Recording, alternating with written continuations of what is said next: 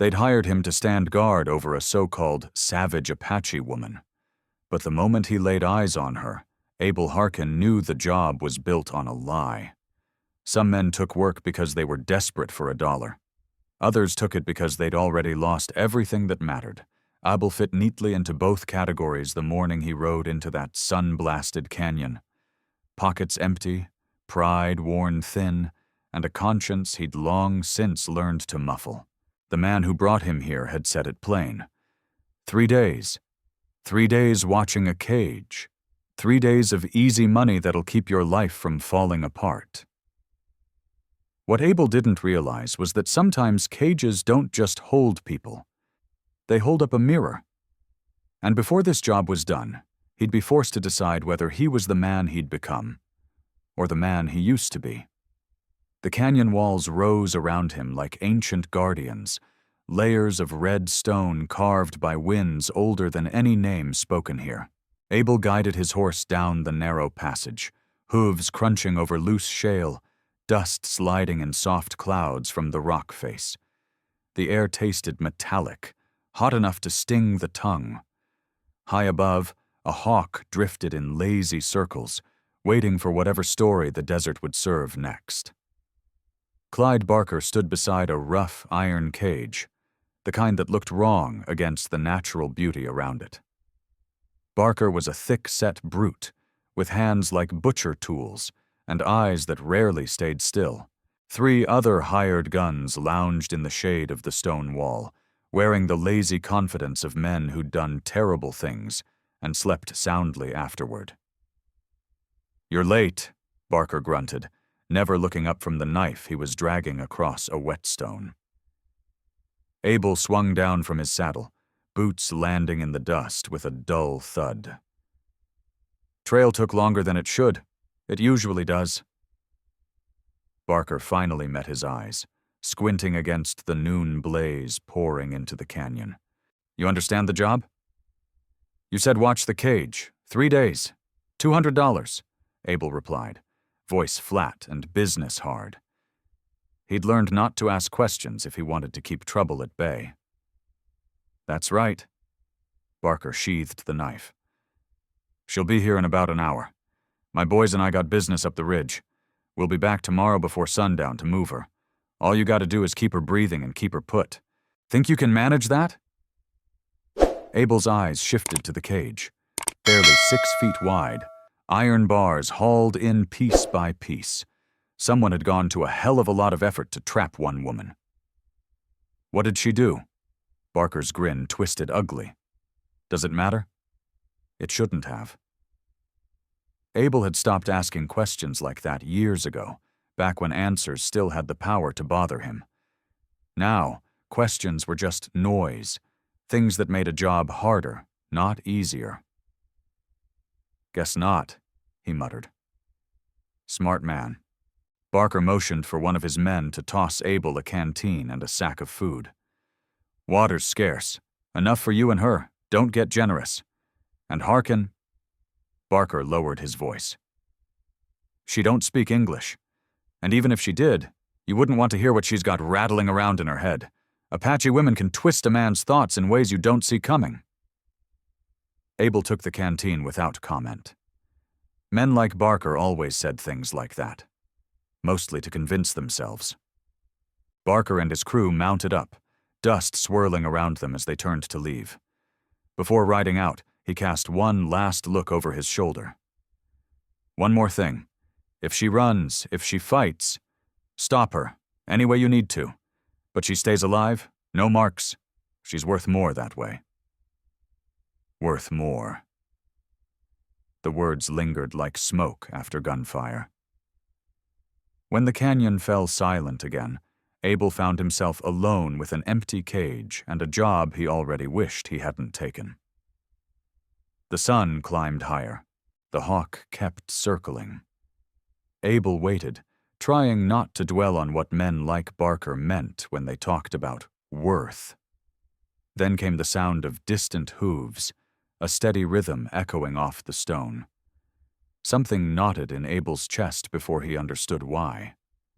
2 of Barker's men emerged, leading a single horse, And on that horse, hands bound, shoulders straight despite everything, rode the woman who would tilt Abel Harkin's life off its axis. He didn't know that yet. All he knew was that when they pulled her down and she turned toward him, something inside him, something he thought had died a long time ago, stirred awake and roared.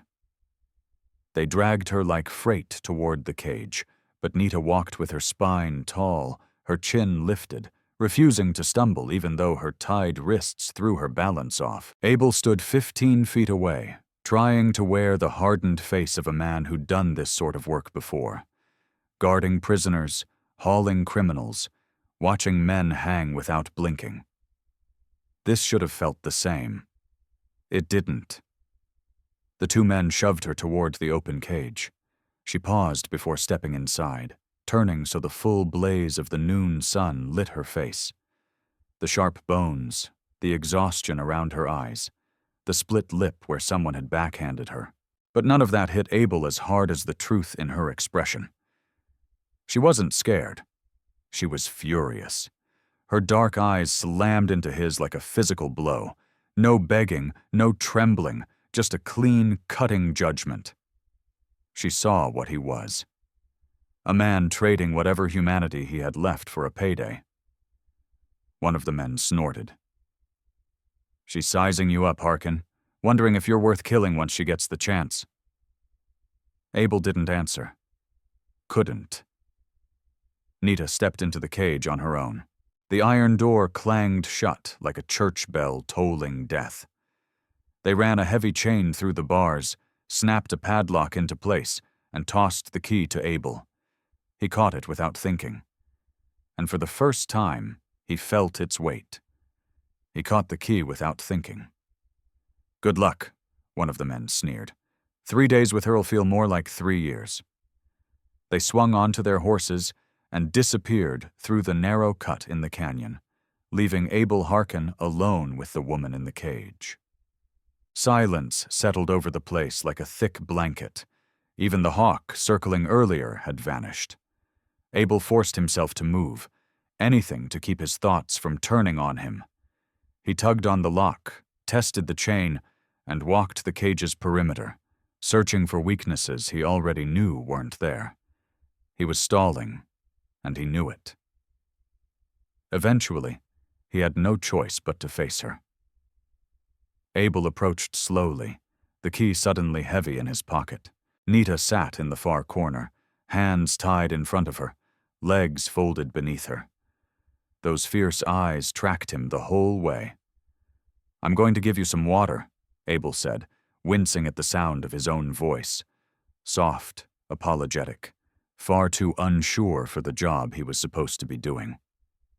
He uncorked the canteen and pushed it through the bars. She didn't move. "You need to drink," he tried again. "It's only going to get hotter." Nothing. She just stared at him, and in that stare, Abel felt the full weight of what he'd turned into. For years he'd told himself that staying alive meant compromising, that a man didn't have the luxury of honor when he'd known real hunger or real desperation. But standing there, offering water to a woman locked in a cage because he was being paid to keep her there, Abel felt something he hadn't felt in a long time. Shame. He set the canteen just inside the bars where she could reach it, then stepped back. Her eyes followed him like a judgment he deserved. After a long moment, she spoke. Her voice was rough from thirst, but clearer than he expected. Certainly clearer than anything Clyde Barker had claimed. "You are not like them." 3 simple words, but they hit with the weight of accusation, observation, and challenge all at once. Abel opened his mouth, searching for something to say, but Nita continued before he could. "But you will be. By the time they return, you'll be exactly like them." The certainty in her tone was worse than any insult. She wasn't angry, and she wasn't hoping for anything either. She was stating a fact, one that might have been true if she'd said it half a minute earlier. Now Abel wasn't so sure. and that scared him more than anything Clyde Barker or his men could do. The afternoon heat pressed down on the canyon like a living thing. Abel sat beneath an overhang about 20 feet away, pretending to read from a battered book. The words blurred. His eyes drifted toward Nita every few moments. She had eventually taken the water, drinking it slow and steady, making each swallow last. Now she sat still, eyes closed, breathing measured. Abel couldn't tell if she was asleep or simply enduring. He wondered far too many things he had no right to wonder. Then, hooves. Abel rose fast, hand on his revolver, but it wasn't Barker returning early. It was just two of the men who delivered Nita. They looked pleased with themselves in that ugly way men get when they enjoy what they shouldn't. "Clyde wanted us to check in," the taller one said, swinging down. Abel recognized him. Tate Boone. "Make sure everything's running smooth." "It's fine," Abel said flatly. Tate Boone strolled toward the cage, peering in at Nita with the cold, detached look of someone sizing up livestock. "She giving you trouble?" "No." "Good. That's real good." Tate pulled a folded sheet from his vest. "Clyde said to show you this. Figured you ought to know what you're guarding." Abel took the paper, unfolding it slowly. It was a crudely printed notice, the kind you saw in saloons or trading posts. Witness the savage Apache warrior woman. A chill ran down Abel's spine. They weren't planning to trade her or take her to trial or anything else resembling justice. They were going to exhibit her, sell tickets, make her a showpiece. "Clyde's already got buyers sniffing around," Tate said, completely unaware of Abel's tightening grip. "There's a fella up in Denver, Amos Grant, runs exhibitions, pays good money for the real thing. Indians, outlaws, whatever draws a crowd. Takes folks on tour all through the East, Philly, New York, maybe even D.C. Folks eat it up."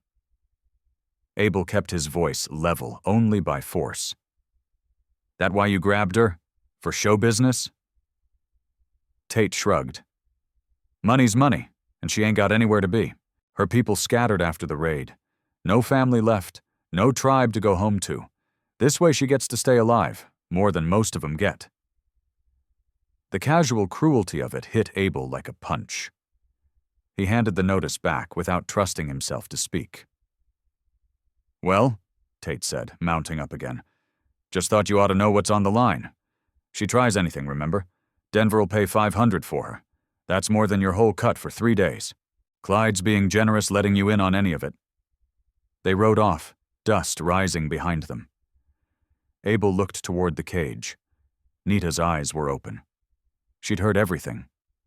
Of course she had. "Did you know?" Her voice cut through the heat, steady and sharp. "Before you took this job, did you know what they planned?" Abel should have lied. Should have said yes. Should have kept up the mask that he was just like Clyde Barker and the rest of them. Someone who cared more about money than conscience. He should have. But he didn't. Instead of lying, Abel heard himself speak the truth. "No, I didn't know." Nita rose slowly and stepped toward the bars, the late sun revealing every bruise, every cut marking her skin. Silent proof of the way she'd been taken. "And now that you do," she asked, her voice steady, "will you still take their money?" Abel looked at her. Really looked. She wasn't a job, a captive, or a burden anymore. She was a woman who'd lost everything and was about to be paraded like a sideshow creature for the amusement of strangers. He thought about the $200 he'd been promised, about the ranch falling apart back home, the unpaid debts, the life he was barely keeping upright, about how simple it would be to finish this job, pocket the money, and walk away. But when he opened his mouth, he realized, cold and hollow, that he had no idea what answer was waiting to come out. Night crept into the canyon in slow layers, purple, then deep blue, then a star-studded black that swallowed everything it touched. Abel built a small fire, more for light than warmth. The desert held its heat stubbornly even after sunset. Nita stayed in the corner of the cage, half hidden in shadow. She hadn't spoken since asking the one question he still hadn't answered. The silence dug at him until he couldn't bear it. "What did you do?" he asked, his voice rough. "To get caught, I mean. They said you were dangerous. A savage." Her tone carried a dry, bitter amusement. "A killer. A threat to civilization. Something like that." She stayed quiet long enough that Abel assumed she wouldn't answer. But when she finally did, her voice carried exhaustion instead of anger. "There was a settlement. Small. 20 families, maybe fewer. They built their homes on land my people used in winter. We didn't want to fight. We tried to move around them, share the valley." She paused, breathing slow. "But some of their men decided we were a problem." Abel felt his chest tighten. He already knew where this kind of story went. "They came to our camp one morning while the warriors were away," Nita continued. "They said they came for the horses. Only the horses." He didn't need her to finish. "They took the horses," she said. "Then they saw the children, 7 of them, playing near the river." Her voice never wavered, but beneath it, Abel heard something heavy and ancient, like grief carved into stone. "They started laughing," Nita said. "Chasing them, scaring them, making sport of it. I was there with 2 other women. We told them to stop, we begged them."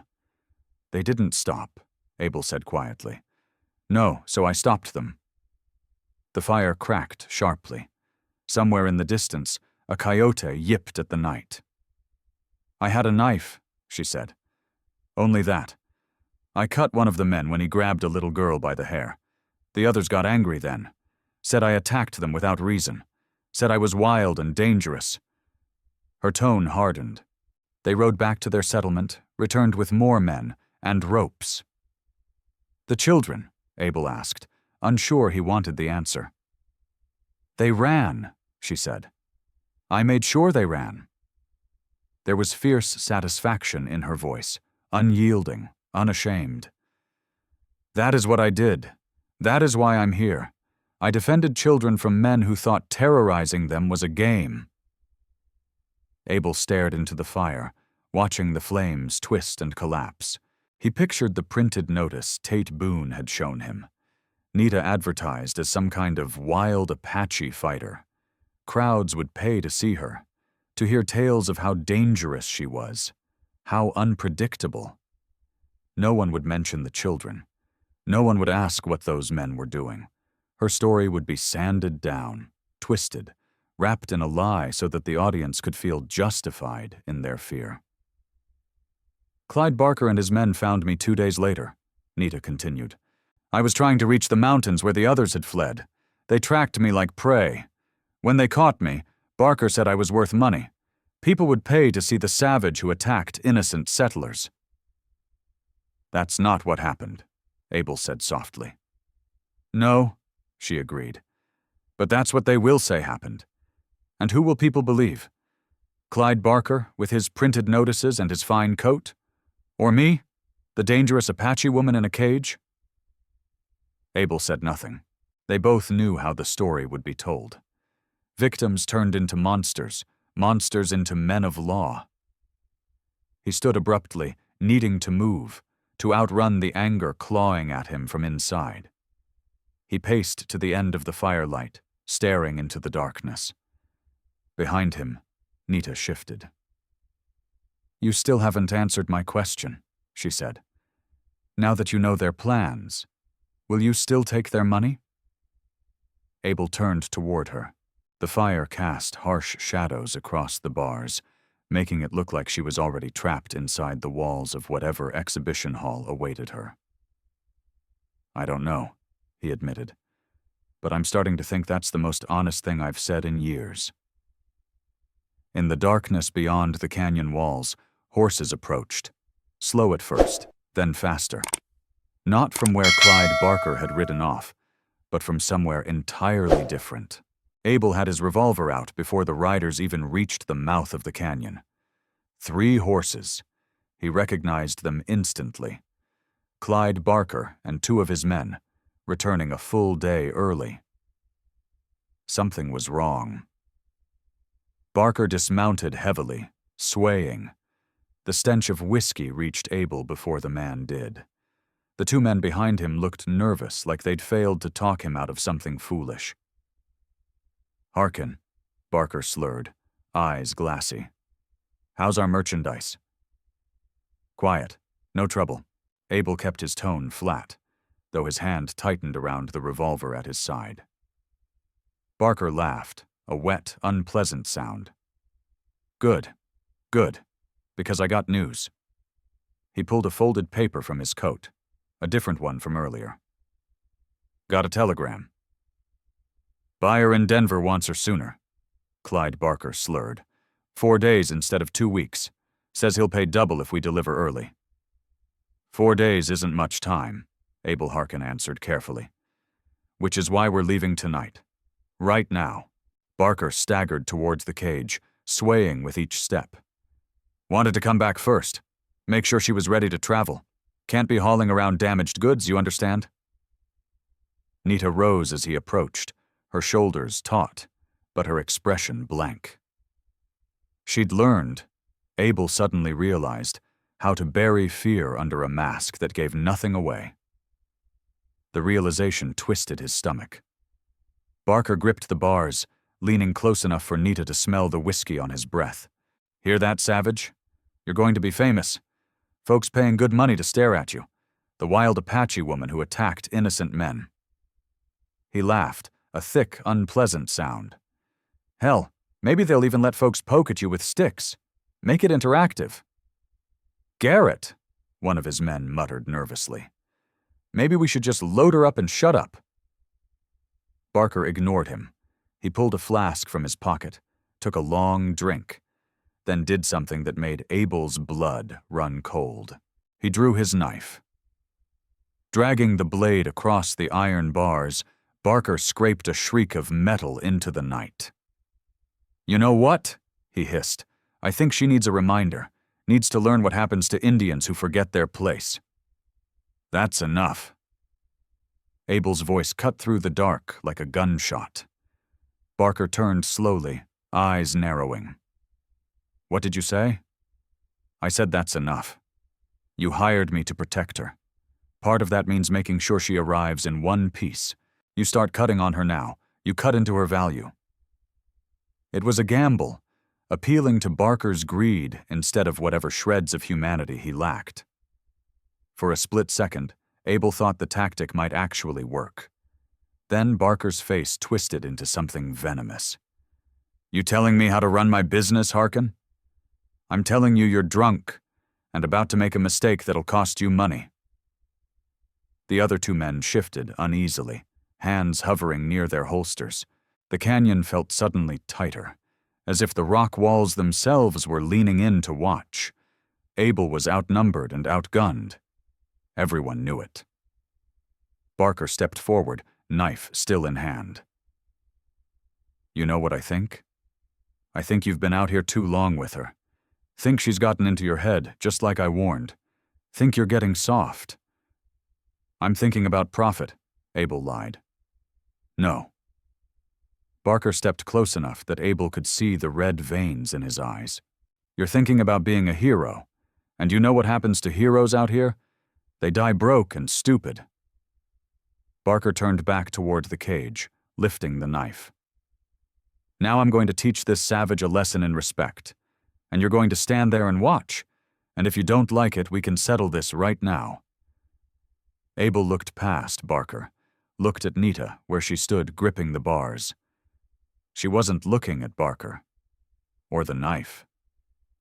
She was looking at Abel, and in her gaze he saw no fear, no plea, no hope, just recognition. She knew what was coming, had probably watched something like this happen before. She was simply watching to see what he would be. The moment pulled tight, thin as a wire about to snap. Then Abel did the thing that would cost him everything. "No," he said quietly. "We're not doing this." He raised his revolver and leveled it at Clyde Barker's chest. Everything froze. 4 armed men, a blazing fire. A nervous horse stamping at the edge of the light. Every breath felt like it might shatter the world open. Barker's expression flickered, shock, fury, calculation, before his face hardened into something cold.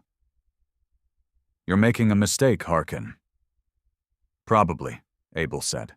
The revolver stayed steady. "But I'm making it anyway. Put the knife down and back away." "You can't shoot all 3 of us," one of the men muttered, hand inching toward his holster. "No," Abel agreed, "but I can shoot him, and I will if anyone touches a weapon." Barker's jaw clenched, grinding like broken stone. "You know what you're throwing away? $200. Clean record. Your reputation." "For what? Some Apache who'd slit your throat soon as look at you?" "Maybe."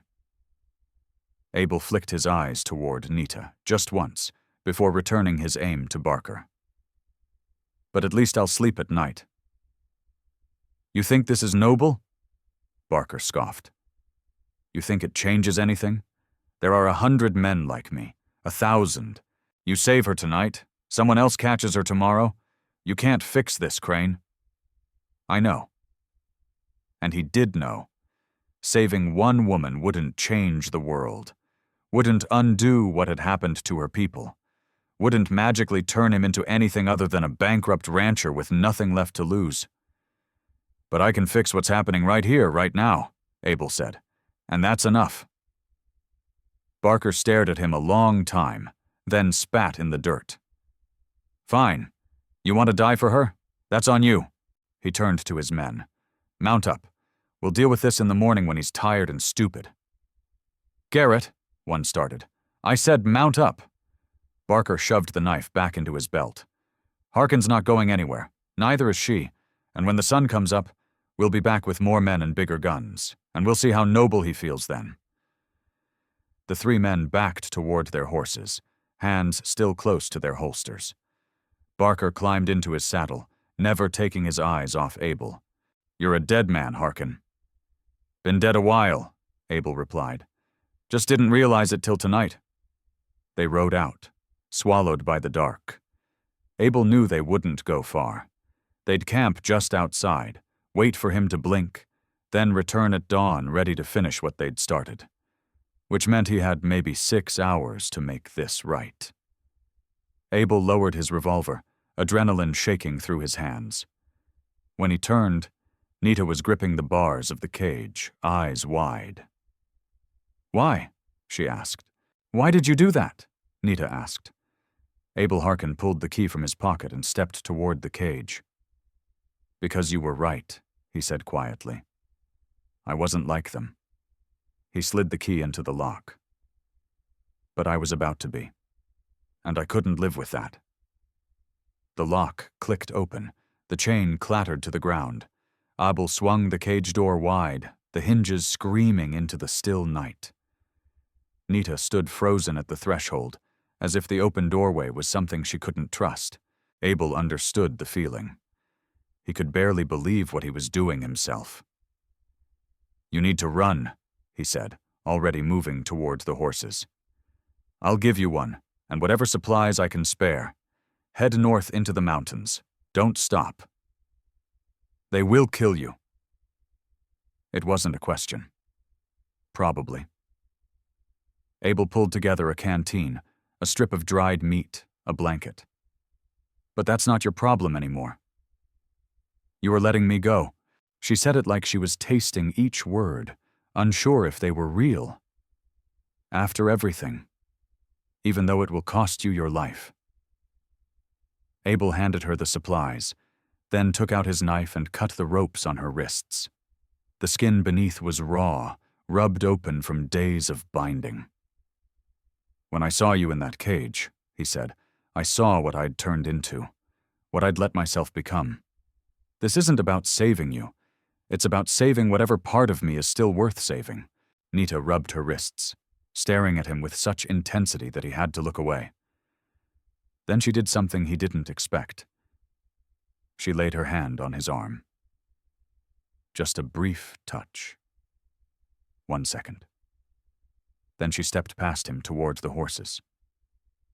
But in that tiny moment, Abel remembered something he'd buried years ago.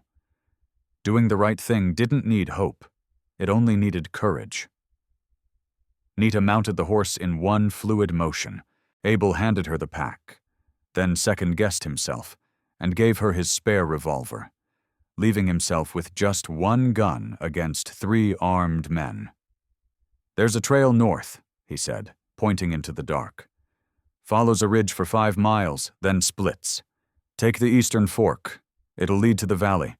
You can lose yourself in the mountains from there."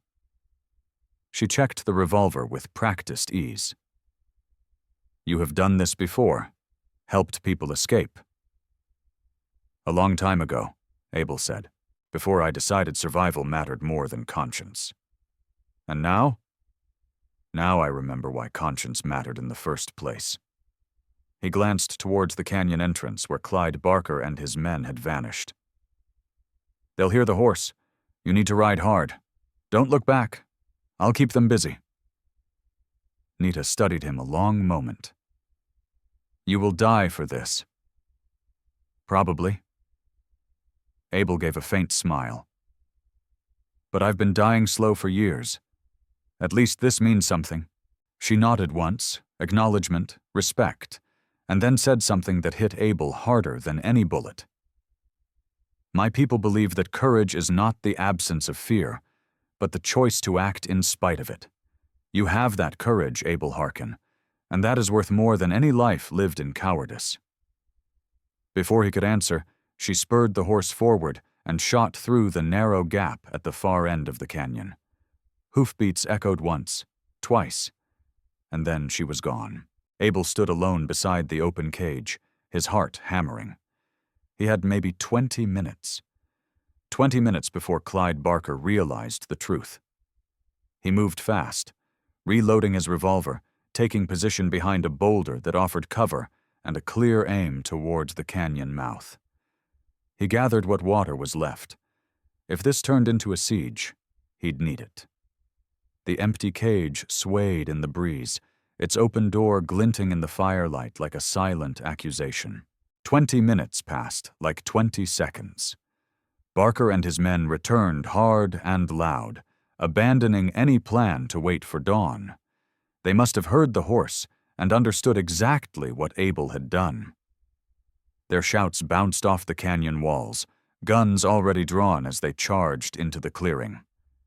"Harkin!" Barker bellowed. "Where is she?" Abel stepped from behind the boulder, revolver raised. "Gone," he said, "and you're not getting her back." The 3 men spread out, forming a loose semicircle around him. In the firelight, Barker's face was a twisted mask of rage. "You stupid, stupid man," he snarled. "You think you changed anything? She's Apache. Someone will catch her. Someone always does." "Maybe," Abel said calmly, "but not you." "Kill him," Barker ordered. The canyon exploded into chaos. Abel fired first, catching one of the men in the shoulder and knocking him off his horse. Gunfire erupted from all sides, bullets ricocheting off stone in vicious bursts. Abel dove behind the boulder as shards of rock sprayed past his face. He fired twice, forcing Barker and the other man to take cover. But he was badly outnumbered and pinned down. His only edge was knowing the canyon's angles and shadows after 3 days of watching every inch of it. A bullet slammed into the boulder inches from his head, spraying dust into his eyes. Abel blinked furiously. When his vision cleared, Barker had flanked left, slipping through shadows toward a vantage point that would give him a clean shot. Abel made a choice. He broke from cover and sprinted toward the far end of the canyon. Bullets chased him, one grazing his arm, burning a line of fire across his skin. He felt the blood, but kept moving. From his new position, he could see all three men. The wounded man was down, but still conscious. Clyde Barker and the other gunman crept forward, using the cage itself as cover. Abel Harkin noticed the irony. The same cage that had imprisoned Nita now shielded the men who had put her there. He fired his last 2 rounds, forcing them back, buying seconds he couldn't afford. Then his revolver clicked empty. Barker heard it and grinned. "It's over, Harkin." Abel reached for his knife, the only weapon left to him. Through the fear and the chaos and the knowledge that he was about to die, one truth burned bright. Nita was free. Whatever came next, that alone made everything worth it. Barker moved toward him, revolver aimed at Abel's chest. The other man circled to the right, sealing off any escape path. Abel tightened his grip on the knife, knowing it meant nothing against bullets but determined not to go down without it in his hand. "You know what's funny?" Barker said, stopping 15 feet away. "All this, and none of it matters. We'll find her. We'll drag her back. And when we do, I'll tell her exactly what your little stunt cost you. Make sure she knows your sacrifice changed nothing." "You won't find her," Abel said, steady despite the throbbing in his arm.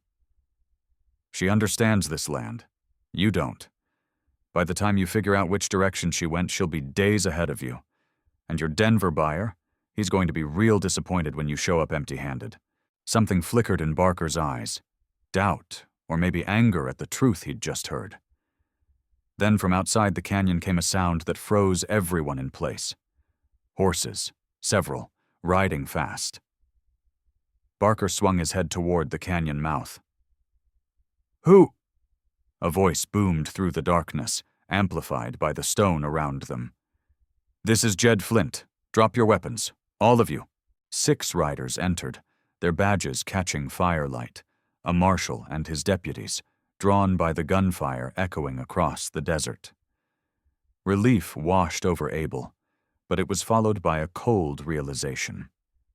Out here, the law didn't always side with a man who freed an Apache prisoner. Jed Flint dismounted, a weathered man in his 50s with eyes that had seen too much. He surveyed the scene, the open cage, the wounded outlaw, the guns, the blood. Then he fixed his gaze on Abel. "Somebody want to tell me what's going on here?" Barker holstered his gun smoothly, his face twisting into something righteous and wounded. "Marshal, thank God. This man, Harkin, he's a criminal. We hired him to guard a prisoner, and he let her escape. Stole one of our horses. When we tried to stop him, he opened fire." Jed Flint looked at Abel. "That true?" Abel could have lied, could have spun something that made him look better. But after years of lying to himself, he was done lying to anyone else. "I let her go," Abel said. "The woman they caged, she was being held illegally. They planned to sell her to exhibition shows in the East." "She's Apache," Barker spat. "A savage who attacked settlers." "And she defended children," Abel said, cutting through Barker's lies. "Your men chased Apache children like prey. She stopped them. That's the truth." Jed Flint studied both men. Then he turned to Barker. "You got papers for this prisoner? Legal authority to hold her?" Barker's jaw tightened. "We don't need papers for—" "Yeah," Flint interrupted sharply. "You do. And trafficking people for shows? That's human commerce, Barker. I've been waiting for a reason to bring you in. Looks like tonight I got it." Everything shifted. Abel had expected arrest, maybe a trial, maybe a noose. He hadn't expected this. Jed Flint's deputies moved in, disarming Barker's men. Roy Cutter and Boone Taggart hauled the wounded Roe Carter onto a horse. Dusty Maris collected their weapons. Barker's face went pale with rage. "You're making a mistake, Marshal. That woman is dangerous." "She's gone," Flint said, "and that's fine by me. As for you, you're facing charges. Trafficking, unlawful imprisonment, assault. You'll answer for all of it." Then Flint turned to Abel. "As for you, Harkin, I can't say I approve of how you handled it, but given the choice between a man who frees someone and a man who cages them, I'll side with the one who opens the door." He glanced at Abel's arm. "Get that looked at. Then get out of here before I think of something to charge you with." 3 hours later, Abel sat on a ridge overlooking the canyon as the sun rose over the desert. His arm was bandaged. His horse was gone. His pockets were as empty as they had been when all this started. Clyde Barker and his men were in custody, headed for trial. The cage stood below. Empty. Door still open. Abel didn't know where Nita was. Didn't know if she'd reached her people, or if she was hiding in the mountains, or if she was simply trying to survive another night. He'd probably never know. But somewhere out there, she was free. And for the first time in years, so was he. The man who once took money to guard a cage was gone. What remained was someone who had remembered, at the last possible moment, that some things matter more than survival, more than safety, more than life. Abel Harkin winced at the pain in his arm and started walking. No destination, no plan, no future lined out. But he had something he hadn't had in a long time. He had himself again, and that was enough.